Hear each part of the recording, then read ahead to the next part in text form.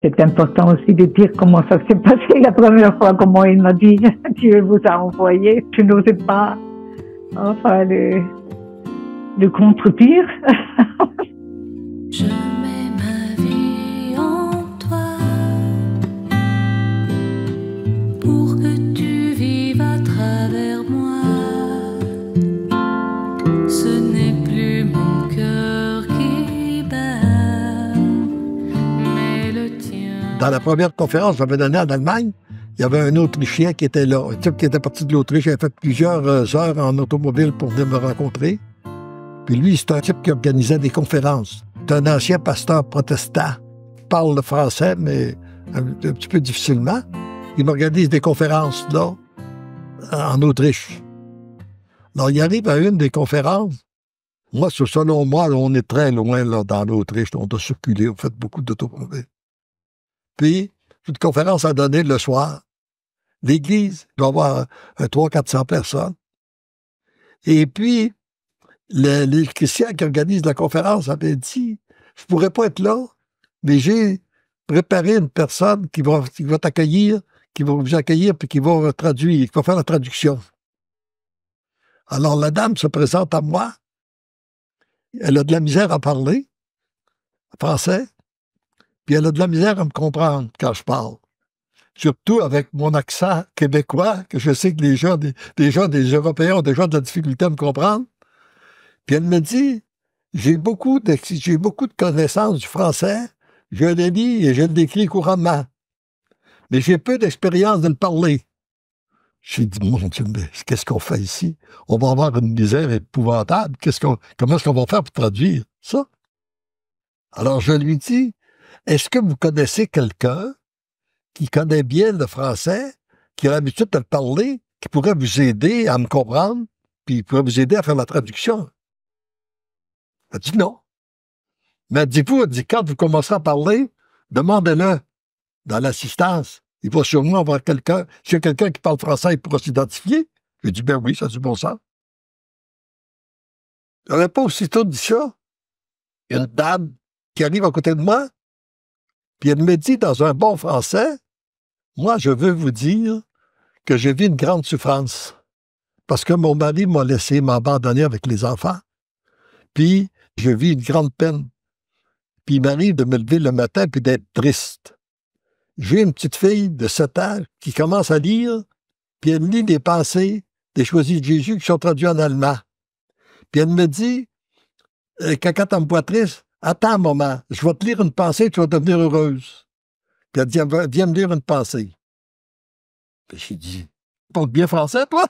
Elle dit, oui, pas de problème. Mais j'ai dit, pourrais-tu traduire?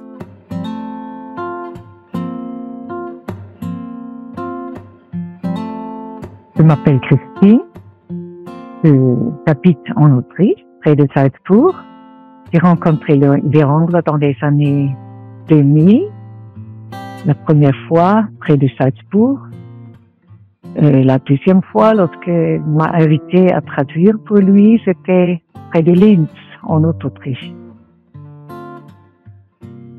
Comme ma fille cadette, elle s'appelle Sophie, il avait seulement 6 ans.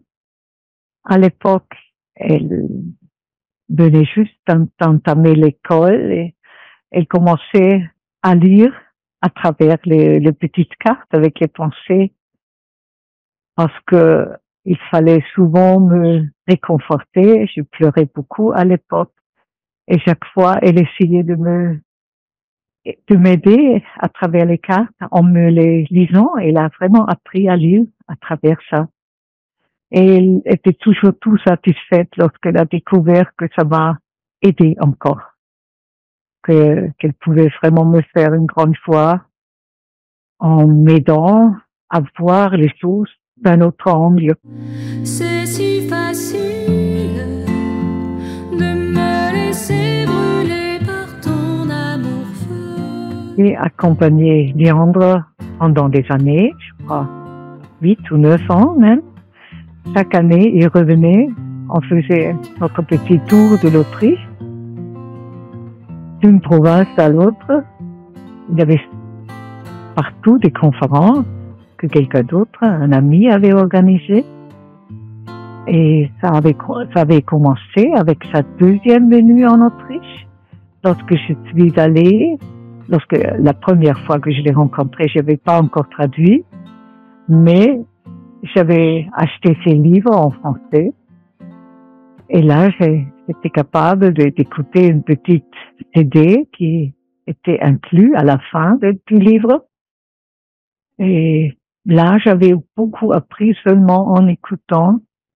Et je m'étais familiarisée avec son langage, surtout l'accent canadien, que je connaissais pas avant, mais je m'étais habituée et lors de la deuxième venue, et je l'ai rencontré, j'ai demandé d'après lui, et lorsqu'il est venu vers moi, je lui avais voulu dire que comment ces livres m'ont fait du bien, mais lui, il avait tout de suite dit, Dieu vous a envoyé, vous devez venir avec moi pour me traduire. Et j'étais complètement ébranlée, je ne savais pas quoi dire, je disais que je n'ai jamais utilisé un microphone, que j'ai jamais fait ça, mais les autres qui l'ont accompagné ont dit, c'est pas grave, vous allez avoir toute l'assistance du ciel parce que Léandre est toujours accompagné de milliers d'anges, alors ça va marcher. Et ça a vraiment marché. Les chants étaient très émus. Ils ont très apprécié la voix que j'avais. Et moi, j'étais assistée un peu vraiment par les anges en me rappelant les mots qu'ils avaient utilisés sur cette petite CD que j'avais souvent écouté parce que certains passages, je les reconnaissais déjà de son discours. Et ça m'a aidé beaucoup et ça m'a tellement rempli de joie chaque fois que j'ai vraiment pleuré lorsqu'il pouvait plus revenir. Je crois que c'était en 2010 et on avait rencontré beaucoup de gens ensemble là où on était invités à la maison et tout ce qu'il a raconté. Ça m'a aidé aussi. J'ai appris beaucoup à travers cette présence chaque fois qu'il était là. Et il a aussi contribué à ce que je pouvais pardonner aux gens qui m'avaient blessé.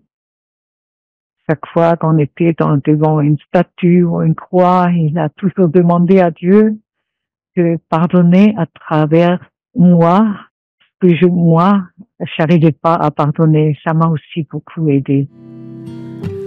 Maintenant, c'est toi qui aimes, toi qui pardonnes à travers moi. La deuxième conférence qu'elle a traduite pour moi, elle avait invité son garçon. Puis lui, il ne pratiquait pas, il n'était pas engagé d'aucune façon. Mais pour voir sa mère comment est-ce qu'elle faisait ça, il a assisté. Quand j'ai commencé la conférence, je commençais toujours en disant, si vous êtes ici, c'est que vous êtes des choisis de Jésus. Si le Seigneur vous a choisi, c'est que vous êtes ici. Alors il dit, quand j'ai entendu ça, il faut que je réponde à ça. Il faut que je lui dise oui. Et il a entrepris un cheminement de foi. Il est engagé dans des mouvements charismatiques. Il est maintenant père, d'après vos dernières nouvelles, il est devenu un père de 7 enfants. Et puis une belle famille. Et puis très engagé au niveau de la foi. Alors c'est beau de voir les merveilles que fait le Seigneur. Ce que j'ai apprécié en Léandre, c'était sa joie, sa grande joie, son rire qui m'a impressionné. Parce qu'à l'époque, j'avais beaucoup de peine et je n'arrivais plus à rire. Alors pour moi, j'ai beaucoup apprécié ce côté de lui. Là. Le plus précieux, c'était comme une découverte de Dieu Père, parce que j'avais probablement une mauvaise notion du Père. Vous voyez, on Léandre, un père pour moi, un père si doux comme je l'imagine, et vraiment au début de mes traductions pour lui, j'ai vraiment eu une expérience la nuit où je me sentais élevée auprès enfin, au-dessus du lit, où j'ai vraiment eu une rencontre avec Dieu le Père. Ça m'a tellement ébranlée même. J'ai pleuré, vraiment ressenti cet amour du Père. Et ça m'est seulement arrivé une seule fois, malheureusement, mais je me rappelle encore que c'était très très fort. J'ai pleuré, je lui ai parlé, je l'ai loué. C'était sûrement à travers cette rencontre avec Léandre. Comme Léandre dit toujours, il faut tout mettre dans le cœur de Jésus pour que rien soit perdu. C'est si facile.